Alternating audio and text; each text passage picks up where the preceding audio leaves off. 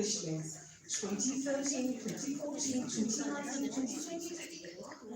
Wow! Amazing run, impressive run. Can we give it up for Chain Reactions? Impressive all the way. Great portfolio, great portfolio. Are we ready for the interview? Yeah. Are we ready? We're ready.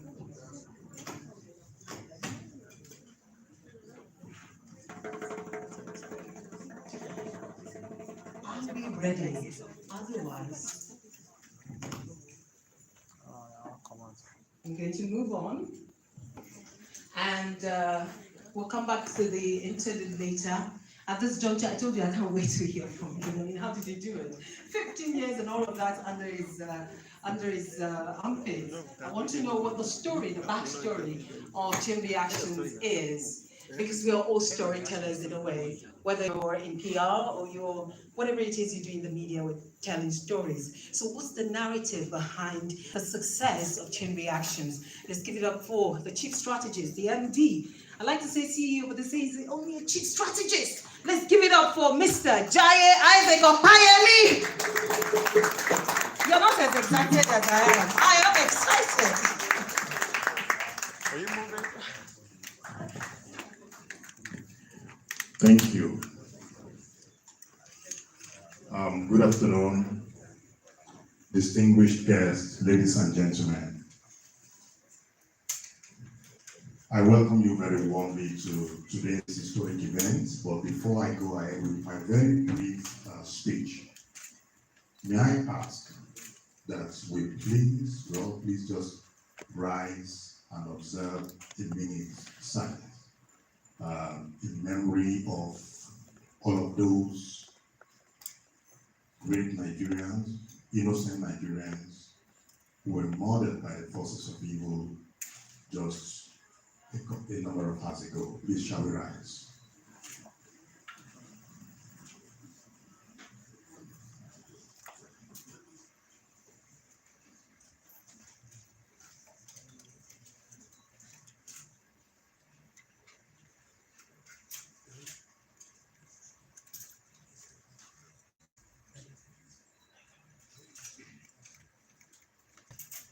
May their gentle souls rest in peace. One thing is clear: Nigeria will triumph. I have no doubt about that. Today's historic event is not just an anniversary celebration, it is a watershed in the continuous march of Chain Reactions towards growth and impact for us as a business. I cannot but look back at the last 15 years. It actually didn't dawn on me, how long the journey has been until someone asked me and said, in an environment, in a volatile environment where startups and businesses die before the age of 5, how have you done it? And I could not have ascribed the credit to myself. And so I said, there is a God factor in all of what we have achieved, and it's also a celebration of the resilient spirit of Nigeria. With this, we've been able to triumph over every single challenge that we have met on our way. From funding to getting clients that will be loyal to you, stay with you through the growth continuum. We have been there. We've seen it all. We began as just a company with 2 people at inception. And today, not only have we grown, but we have also grown. And we are still growing. And we're on a journey to a greater growth than we have ever seen. And so today's event is not just about the celebration of our accomplishments in the last 15 years, but to also tell you and to make you very significant witnesses of what we are also about to do, not just for ourselves and for our clients, but for this great country and for this great continent. And so we've decided to have a mind shift from all that we have always done, because we said to ourselves, for us to be able to disrupt the marketing communication sector in Nigeria and in Africa, we must first disrupt from within. And so, the chain reactions you have always known is disrupting, and you are going to be witnesses to that destruction, this evening. And so, a number of things will happen.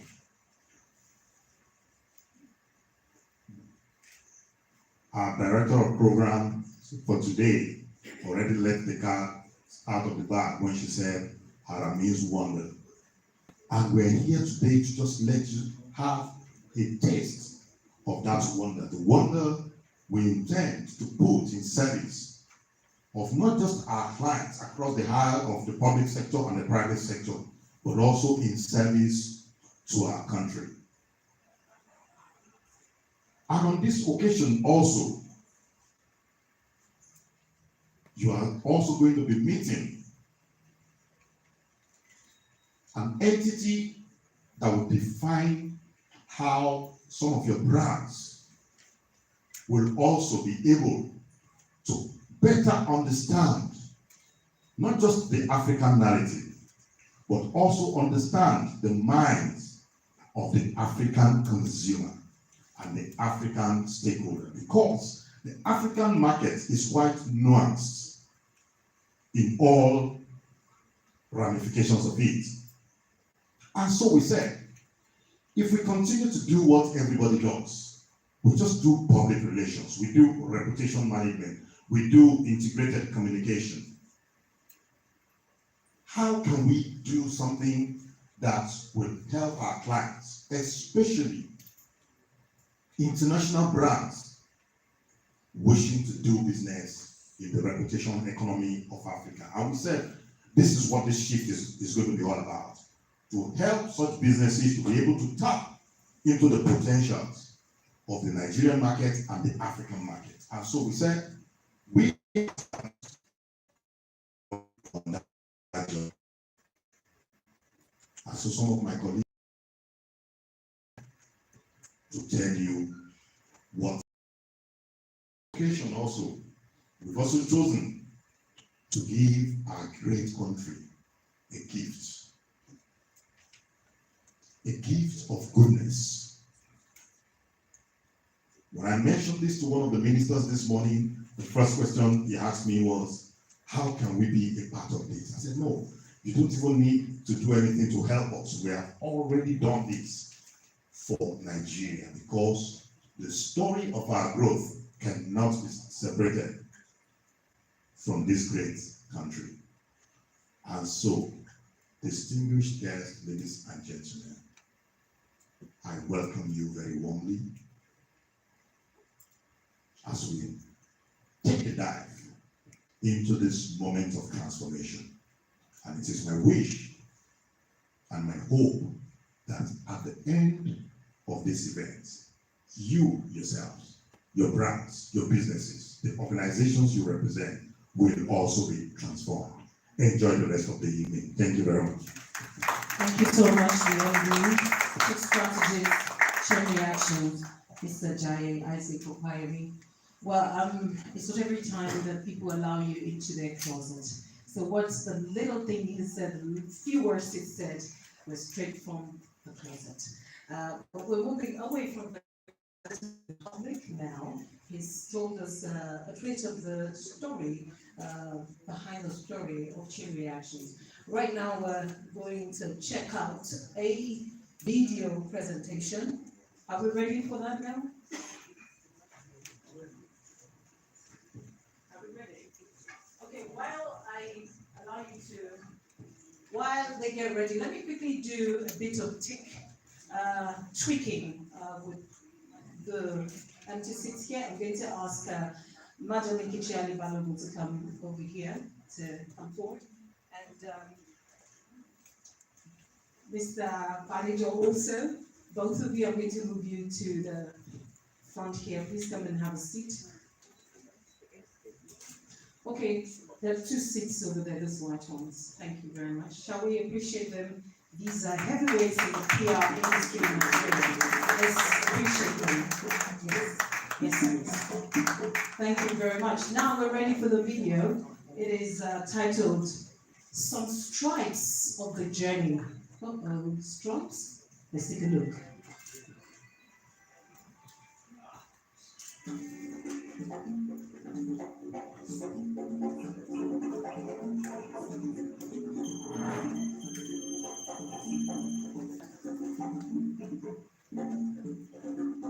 In our land, drum is musical instruments. Drum.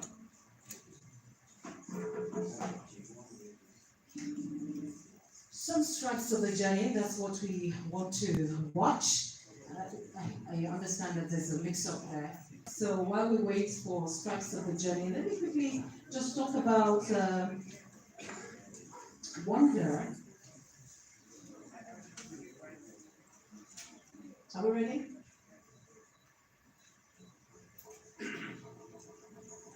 Chain Reactions 15th anniversary, that's why we're here.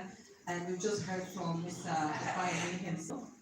We want to look at some stripes of the journey so far. But we already heard that he started out with 2 staff members and has grown to what it is today. And really, without even trying to play the ostrich, this is an accomplishment of the team. We heard him say that most startups give up and die out 5 years after, but he's been able to hold his own for 15 years, and not just hold his own, but hold it brilliantly well. So we're prepping to watch the video. Are we ready now? Some stripes of the journey. Let's take a look.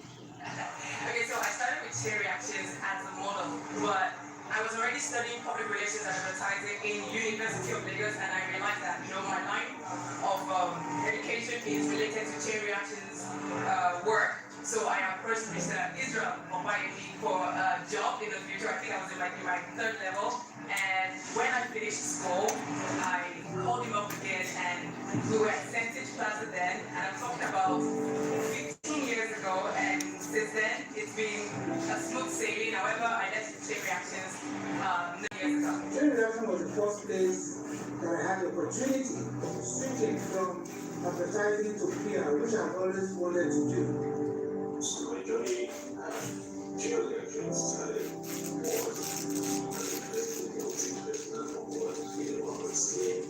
sometime in 2018. I was in Osun State for the promotion election. I was there as a media person in social media to be specific. And at some point, he got out his laptop and he was showing us a deck that his company had prepared for elections. Shout out to Akim, by the way, because the first thing that got my attention was the aesthetics of the presentation. I had never seen a presentation designed so well in my entire life from PowerPoint. This is a lot. I have no idea anything like this even existed at all.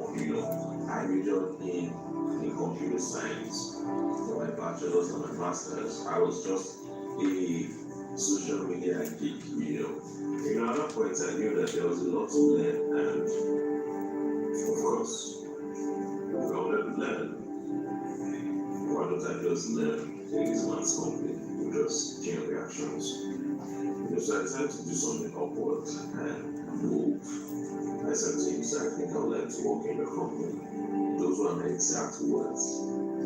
And I had this kind of convincing look on my face like I was serious, so that I don't look like a joke, And there was this awkward silence for about 10 seconds. And then later he said, send me your CV, and he gave me his card. And that was how my journey as Chain Reaction started. About 2 months later, in October, I resumed in Chain Reactions.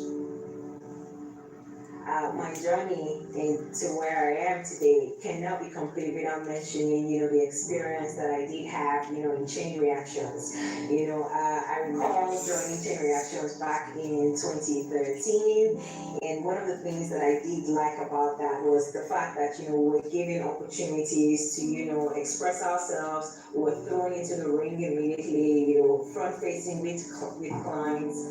If you have a hunger, to learn, Chain Reactions is a good, starting place, foundational place. You get core understanding of, strategy.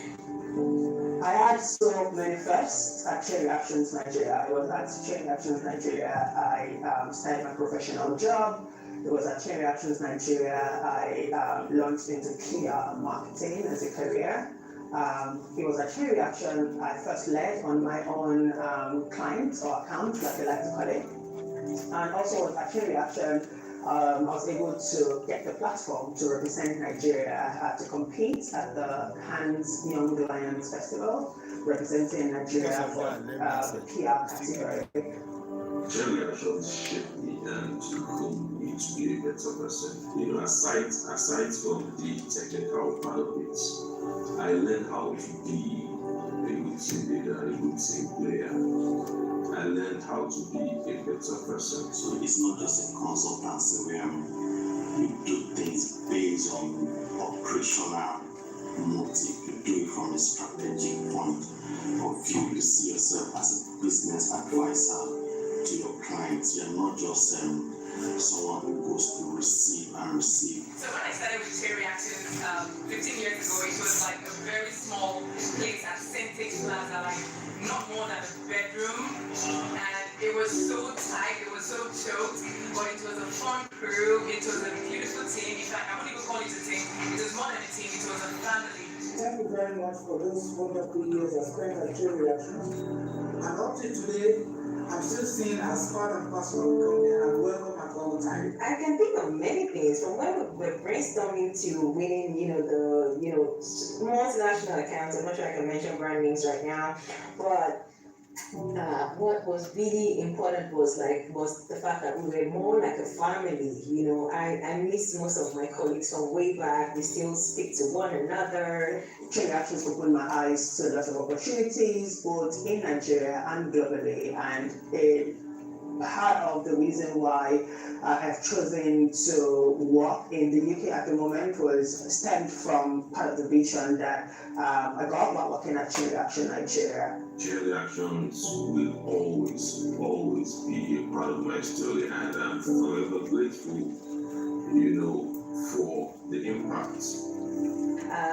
The foundation, part of the foundation of who I am today, what I've learned so far in my career, I did learn, from Chain Reactions. And I'm so excited that the business is 15 years right now, man. That not big things, so man. So kudos to Chain Reactions. Let's take this to another 15, 30, 50 years. Indeed, Chain Reaction Nigeria is a land of opportunity, always evolving, blessed with creative minds, and on God excellence as its standard. Chain Reactions International, why not? Chain Reactions is already doing amazing things, and I just see Chain Reactions going mega, going on the global stage and just killing it. The sky is the starting point for us. And yes, I still identify as us, because I'm still a part of Chain Reactions.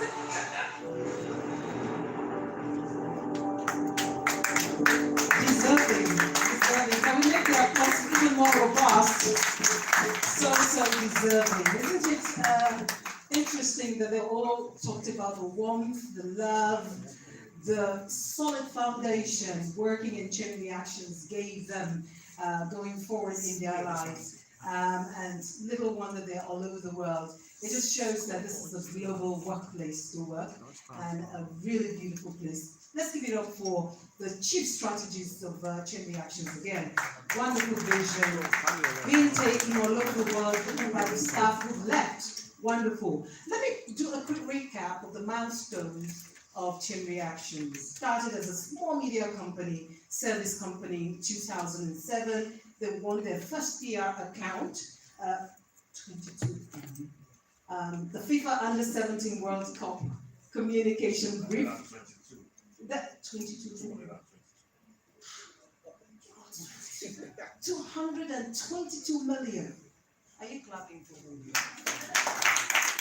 That's the first PR account, for the big PR account. And then in 2010, they got the evolution to Chain Reactions, a full service PR and integrated communication consultancy. Now wait for this. 2010, 2012, 2014, they got the PR job, PR consultants to the Lagos Economic Summit in Betty. Like seriously. 2015, they won the prestigious PR account for Etisalat. The same year, they developed and executed the change campaign for the APC National that defeated what they call the sure-footed incumbent. Hey, what a description. 2016, they emerged the exclusive Nigerian affiliate and preferred West African partner to Edelman, the largest communication group in the world. Oh wow, great run, impressive. I'm going to stop there, but I'm not done. I stopped at 2016, I'll come back with the rest. Let me quickly use this moment to invite to the elevated space the head marketing and communications Stanbic IBTC Holdings, Mrs. Bridget Oyefeso Jusami. She's somewhere there. Where is she? She's still here at the time. Maybe she stepped out, but please, when she returns, is she there? I'd like you to come forward. Right. Okay, so we will move forward now. Here there's a prophet in the house. Let me quickly also acknowledge the Chief Business Officer, Cellulance Group, Olushike Babishi. Welcome, ma'am. Welcome. There is a prophet in the house. How's the prophet got to do with Chain Reaction? I mean, anyway, you know they are people. They're full of wonders. So, ladies and gentlemen, let me ask to the podium a prophet who's going to be talking about marketing trends in Africa. He's versed in it. When I saw him, actually, I thought he was a reverend gentleman, but he's not. In case you see him, don't say praise the Lord, somebody. He's not. Where is it? Franklin? What's that comment? Where is it? Franklin? There he comes. Let's appreciate him as he makes his way here. He's going to be speaking to 3 trends disrupting the African markets. Over to you, Frank. Thank you.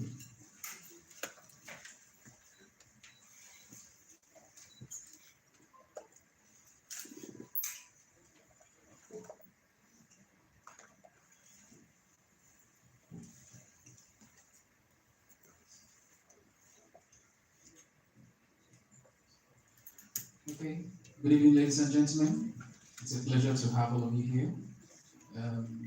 Over the past few weeks, Chain Reactions and some young gentlemen, ladies, planners, strategies, I just decided to relook what's been happening in the Nigerian space, especially regarding to, we'll talk about Gen Zs, millennials, young adults, what's really going on in the country. And we're entering a political era where things are not always, as they seem. So what do we do differently? As part of that engagement and to prevent making any sort of assumptions, we decided to conduct an exhaustive analysis of what's going on within the youth market. And that is taking into cognizance everything that's happening from politics to religion, from entrepreneur to business, and looking at what are all of the things that are going on, not just in the past 2-3 years, but what will also happen in the next few years, and what are the implications for businesses. So we decided to launch a report which is available on the website. the new revamped website for Chain Reactions. I'll be sharing just 3 of them with you, a deep dive into them for the next few minutes, just to see how we unpack them and how you can also leverage them for your brands and businesses. So while we wait for the business to settle, I think one of the key things to look is there's always a assumption in terms of what is youth in Nigeria, and I think it's a very one of those generic terms that are often used. If you really unpack that term, we have kids, we have twins, we have teens, we have young adults. So as a brand of business, which demographic are you actually targeting? Because we always use the term of trying to target the youth market. We're always jumping here and there.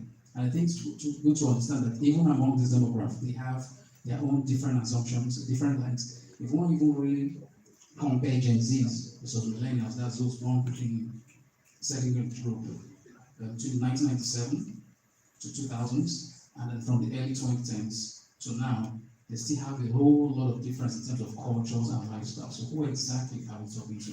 And what does it mean for our brands and businesses? This right now. Okay, so like I said, it was a collaboration between both the organizations, Chain Reactions and Think Africa. Chain Reactions being the organization that's invited you for this whole launch for their 15th anniversary, one of the foremost PR companies in Africa. I think is a trends and innovation platform. So we looked at what are the things that are driving all of these things for the past few years, and how can we deep dive into them. We looked at things like entrepreneurial spirit. We all know what it is when we talk about the hustle economy in Nigeria, right? Everyone is a hustler in Nigeria. In fact, the hustle economy is bigger than some people's 9-to-5 job. What we call our side gig is now the main gig right now in Nigeria. I mean, you can't see any guy or lady from 14 to 15 years old that is not doing 1 or 2 things, even if they are in school. There's no big thing again about you waiting to finish school before you go do a job. That time is fast. You're schooling, you're working. You're working, you're schooling. And if you're doing a full-time job, you also have 1 or 2 things on the side. Thank God for the acceleration of digital, revamp since 2020, after the pandemic. Now, digital technology has enhanced all of the things we do in terms of leveraging and accessing, working from home and all of the things that go with it. Religion is also something I think that is not very carefully unpacked very well. We're a very religious country, but how does it affect our curiosity and the way we accept, receive, purchase, connect with people?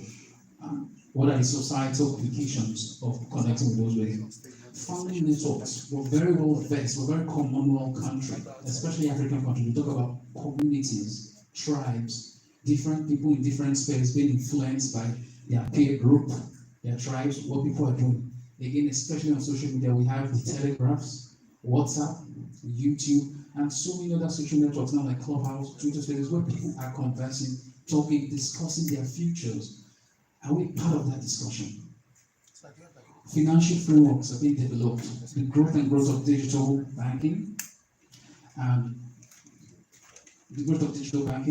and now we're having payment banking systems that we can leverage from the power of our mobile phones, social and political structures, as well as cultural innovation. These themes were the things we looked at. Okay. I crave your indulgence, please. I have to come in at this juncture to tell the cameraman to please create a space there so that the people at the back will see what's going on. You can stay by the sides. You can stay by the side. No one at the back is seeing anything. Please. Please. Yeah. Can we just spread? Can we spread? The people at the back can't see anything. Please. Cameramen, you're very professional people. You can take another space and still do an excellent job. So can we kindly spread? Can we spread, please? I'm still waiting for 2 of you. You can position elsewhere so that... Is it better at the back now? No, it's not. Not yet. Let's quickly do this. It's not so much a thing to do.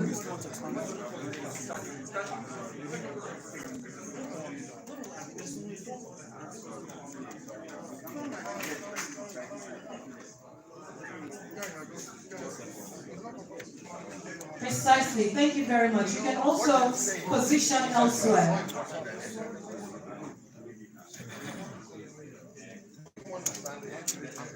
The people at the back must be able to see what's going on. Thank you very much, gentlemen. Thank you. Thank you very much. So then, over to the prophet. Okay, thank you.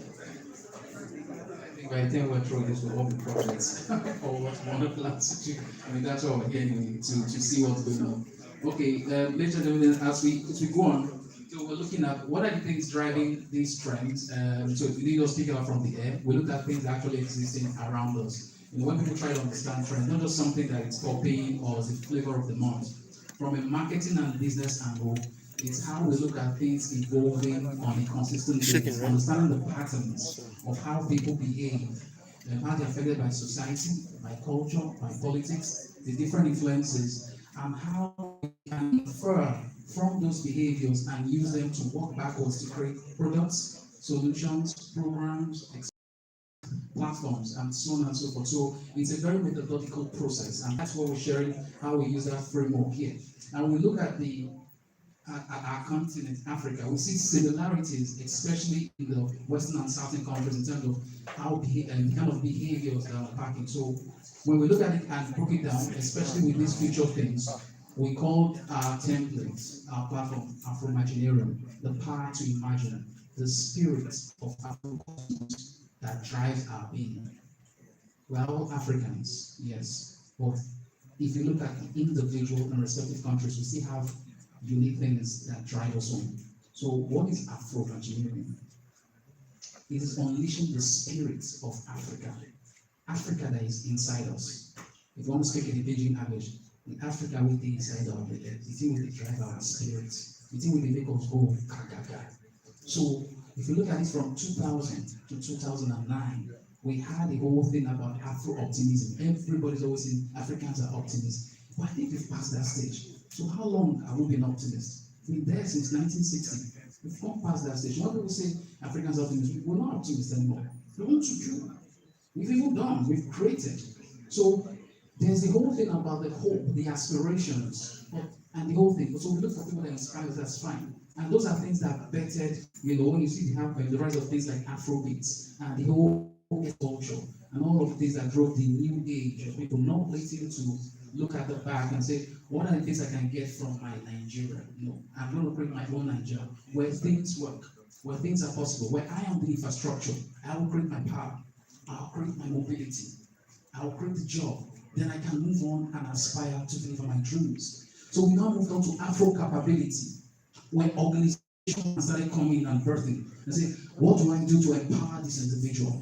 What kind of brands can I create? And then you see those rise of other brands and platforms now creating and saying, you see a lot of those platforms and campaigns empowering, channeling, motivating, enabling, and all of those things. And then again, the accelerator was in the past two years. We know what's been happening since the post-pandemic.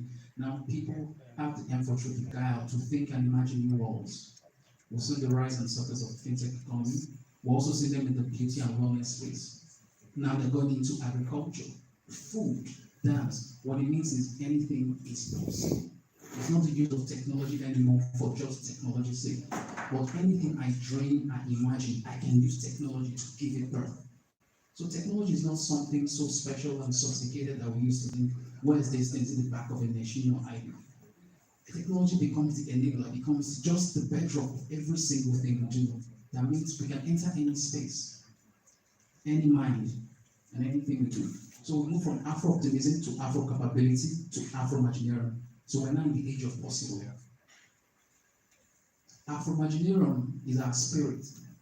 Is that spirit that allows us to brave the new world, harnessing the power of technology, inner drive, and imagination to create environments where there are no boundaries to accessing ideas, there are no boundaries to accessing solutions, and there are no boundaries to having inspired breakthroughs that are real, that are exciting, and highly rewarding for humankind. So I do so for myself, I do for my society, and of course, I do for my environment. So unpack Imaginarium further, there are 5 things we unpacked from Imaginarium, specifically for the Nigerian market. One, the power of belief. Again, I talked about the whole thing about we are a very religious people. First of all, it has to be belief integral to what we do. This thing will happen today. A guy who has just 5 naira in his bank account and a guy who wants to be a millionaire. When you put those 2 people together compared to Europeans, there's a different way they react. The European, if he's a doctor, 25 years, will say, I want to be a medical doctor. And he or she will do everything to become a medical doctor. They will attend all of the programs, all the schools, and when they arrive at that institution, they say, I am done, this is what I want to do. The Nigerian 25 will say, I want to be a medical doctor. And he or she will also achieve that thing, possibly within the time frame. But that's when it starts for them again. They want to do the next thing, and they want to do the next thing. It's never an end for them. Where you end, that's where they start. So the power of belief, the power of mobility, the power of creativity, the power of commonality, the power of sense and sensitivity. So onto the trends. The first one we're looking at is humanity, where it is about me, myself, and I. Yes, I'm allowed to be selfish about myself. I want to take care of me. I understand the problems going on, but can I just get that cream, take that nice soup cake, just to feel good for a moment? Then I look at what the problems are around me.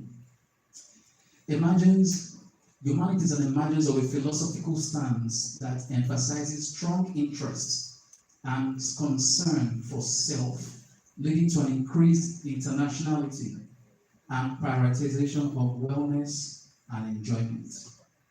And the trends and hashtags will look at I am beauty, I am spec, wealthy, economy.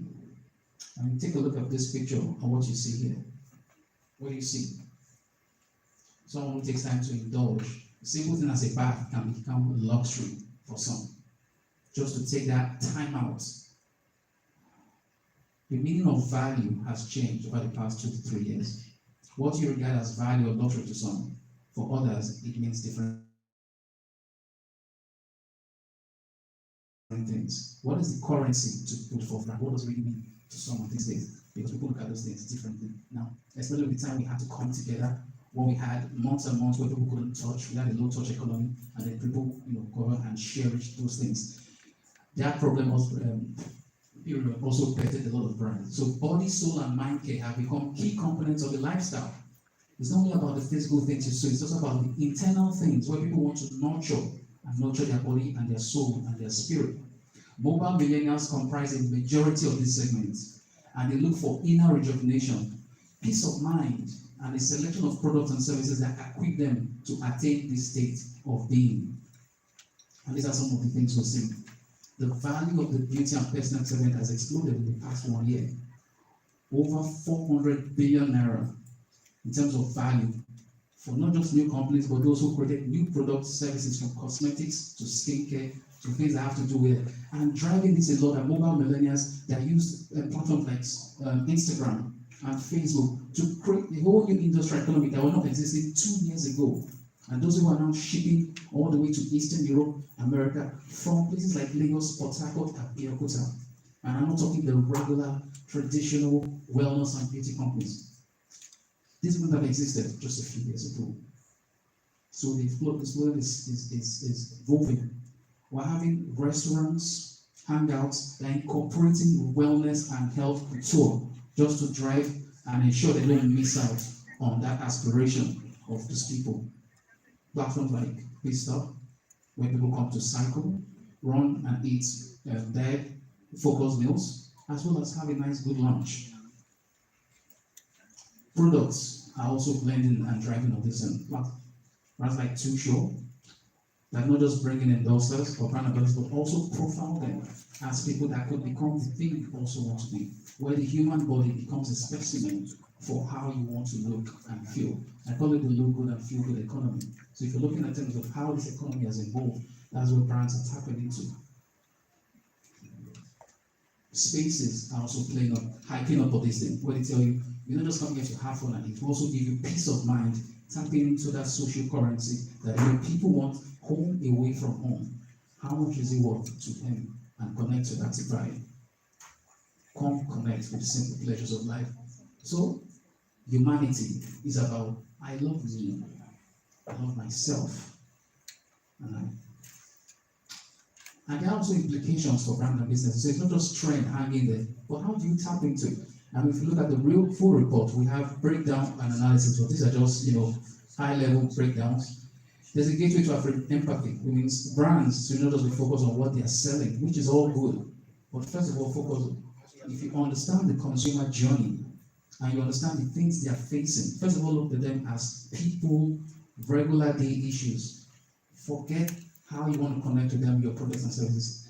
Tap into an innate human need. What are the things they do once they wake up, they put on their WhatsApp and they're going? How do you connect them from day to night? Then you look at platforms and opportunities. So you know what role will my brand play in their lives. That is more empowering than looking at them as consumers and say, how do I get them to buy and purchase my products? Just a simple term of focus.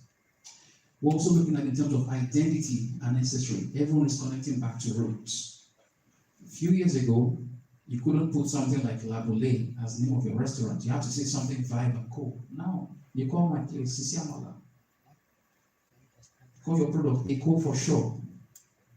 People are proud of all of those things now. Showing them, even putting all of the phonetics and accents in terms of how you drive those things. And again, seeing how that's being driven by corporate things like music videos where trends in terms of dance steps and everything. People try to share and evolve all of those things. And also one of the key things now, especially the young ones, are creating tribal networks where interests driving, the kind of groups and things they connect with.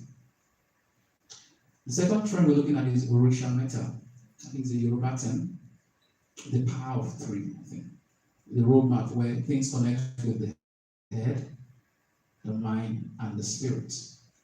And that's looking at the whole metaverse, the virtual world, in terms of I am here physically, but I can connect with a product online.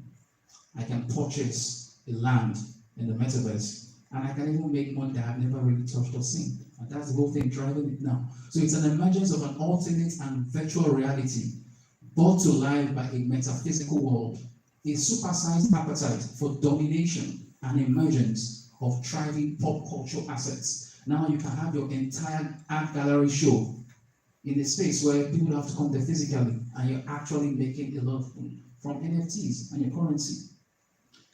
Digital entertainment is going to that space as well. Wardrobes, art, commerce, everything you can do physically can also be done in the alternative world. So we call it the second earth, the virtual world where everyone can play, have fun, and escape to. But what is driving this really is religion and spirituality, which has evolved and has played a big role, especially as technology and science have been infused into the mix. And these are some examples of the trends driving all of these things. Nigeria is still the #1 leading country in cryptocurrency adoption, and over $10 billion in terms of NFT sales growth in Q3 alone. And this is Nigeria. I would say because some people don't know what NFTs are, but we're already making that amount of money. Imagine what's going to happen in the next few years. And these are some platforms that have been developed, already developed in progress. Some platforms are creating not just pop culture assets, but creating territories, purchasing land, and going to partnerships with big firms in Europe and the United States. And they're creating different kind of stories and new heroes that become our own Superman and Marvel universes, where you don't just have to read about things foreign anymore, but you can jump and create your own royal gods here in Nigeria.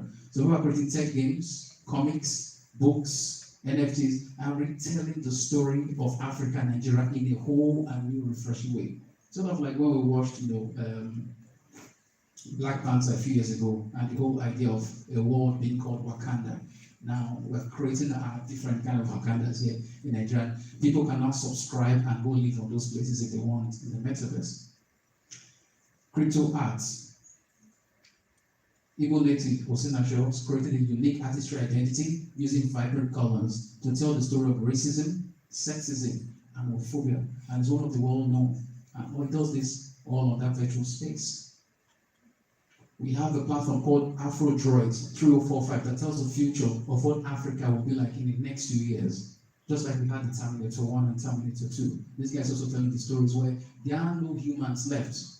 A world where only robots are now living, and humans, that's Africans, are now the ones trying to come into space. It's a beautiful story. You need to check these things out. These things are currently existing. People have developed these things. And when you look at it, it's an entire story. A website that flips open like a comic book, and you're flipping the website for 20, 30 pages, enjoying yourself and immerse in a world that you don't believe could actually happen. And the more you go deeper in. So what are the implications from Orisha Meta? Designed for inclusion and identity. A lot of people have felt it's not everything you can say in the kind of society we live in. So, but in that place, you can't talk about maybe the kind of sexual orientation you have, the kind of products and services you like, the way you look and dress. There's no one judging you. It's still a very virgin territory. The rules and regulations are not yet, defined. So it's a whole new space that you can create and put your own territory, and of course, bring in and invite your own tribe and create those before the rules and regulations come into play, which is why it's very interesting. It's just like we're creating the Nigeria I knew, but in a different world, in a different space. We can pursue timeless influence. Here, there are no punctuation marks or 2 months or defined campaigns or projects. When you're there, it's forever. That's why it's an interesting world. And of course, digital divinity and religion, where you can practice and even create new religions and politics and political parties and create your own new citizenship, create your new passports, and then bring them to Earth and start marketing them here in the physical world while you drive them into the virtual space. Like, what a really interesting times we were in. That's Orisha Meta. And finally, the third trend, we will call Posey. The evolution of Africa's folklore and literature culture is well documented, as we know. So here, in a hyper-connected world, youths and their social media tribes have simply repackaged stories about ambition, about determination, and their independent spirit using multimedia platforms. So now they're telling everything they wanted to do using all the platforms and array that we have. And some of the stories we looked at when we're checking on trend include brandizations, artism, African voices, digital storytelling. The best way to shape a generation's belief is through pop culture. A 2-minute video on YouTube could define the fashion walkway for the next 5 months. A 2-minute rap by Illblaze or Fino or Chief Priests could define what people start wearing. Oh, white is looking cool. I'm going to be doing white from now on. Oh, this is how people build houses. From real estate to fashion to automobile to travel, serious marketers look at these things to see what's going to happen next. When you start seeing that pattern, you know what to jump on before it becomes even cool, and leverage it and monetize it and create a whole new currency from those things.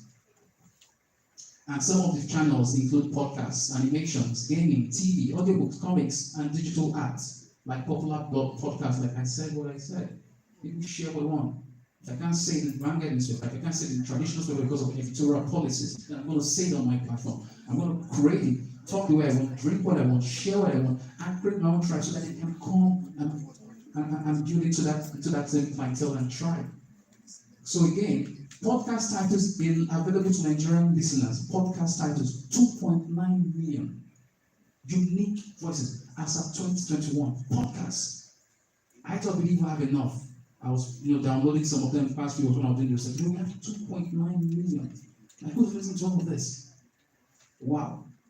Over 15 billion naira generated or projected in terms of Nigerian media and entertainment industry, driven by things like Spotify, Netflix, the whole Nollywood space, and I think we have new podcasts coming up. And these are some of the things, both physical and online. Web platforms like Terra Culture is driving the whole musical and arts and poetry and stuff. Then online curation of things are also driving in terms of arts, digital entertainment, comic books, and comic. What are the implications for business? These platforms are shaping long-held notions and narratives about what is wrong or right. Especially if you look at the passion points for millennials and Gen Zs as they struggle to take on roles which are traditionally held by parents, teachers, journalists, and politicians. They are taking on these roles now. It recalls back to history and cultural norms, values, and what helps to put things in proper perspective. They reach out for what's happened in the past and they create a new future. So promoting change and recording passion is one of the top things that brands can talk. How can you record the passion and tap to it for commercial currency? There's the rise and rise in artistry, and it's amping artistic voices, but I believe there are enough. There are more to be done. Of course, the Made in Nigeria platform, made for public service. So if it's made for the future, then I can make it here to stay. And these are examples of some of those platforms we've talked about. Popular digital podcasts like TNSN,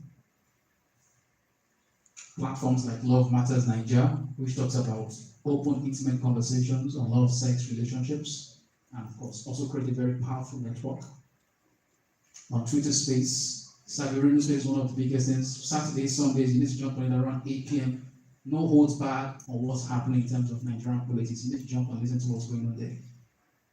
And if I were the government spokesman, I'll be there too, because I need to know what people are thinking and sharing. It's not about banning them. Because aside these things we're saying, there's a whole dark web some of us don't even know about, where people are sharing and talking about what's going on. Are we part of them? And these are people dying, positions where they can affect and change. So if they're part of those things, how are they thinking? How are they feeling? What can we create for them? So it's not about just jumping into these things, doing research and creating products and services that we think people want to just that. There are a lot of things that people are not sharing on traditional platforms, on focus group research. We have to be able to understand how people behave, not about just talking to them or asking them, but seeing what they do when we're also not there. So now we'll be in Nigeria. So I'll stop here, Joe. Thank you very much. Oh, wow. Thank you very much, Prophet Franklin. Franklin, you have to come back for this hand. It was offering you his hand. And you deserve much more. Oh, wow. Can we appreciate this young man? Absolutely. And flowing. Oh, wow. Humanism. We shall meta. We shall. These young people. Gen Z. How many Gen Z people are in the house? Gen Z in the building. Eh? Sir, you are Gen Z. Gen Z. Mr. Wiwade, I see you. Oh my word. We can't even begin to talk about the brandization. What? Did you see that it changed conversation to brands what? Somebody else? Wow. Can we appreciate this man again? No wonder you call the prophet. So I think I'm in the spirit already. Maybe it's talking about the spirit of Africa, unleashing the spirit of Africa, the renaissance of everything, everything ethnic and indigenous. Do you know what my name is? Anike Ade. That's where to start. What's your native name? We are in the era of Afrimane. What do they call it? Imaginarian. The coinages are just off the hook. Off the hook. Ladies and gentlemen, we're in the future already. To further take the conversation away from here, a set of panelists who will be talking about the trends. They're going to be talking about innovation. Already, this is what we're gathered here for, enablers for living and winning in a disruptive world. They're going to be talking about innovation and technology in this training session, and I'm going to be calling them up to speak more about what's going on. Those of us who are old school, this is the time to leave your bag and your phones and be all attentive as they tell us more about the future of Nigeria, the future of Africa from innovation and technology points of view. It's my pleasure to welcome the panelists at this point. I'd like to welcome first the moderator of the event. I hear he's a silent disco lover. He's a TV host, content creator,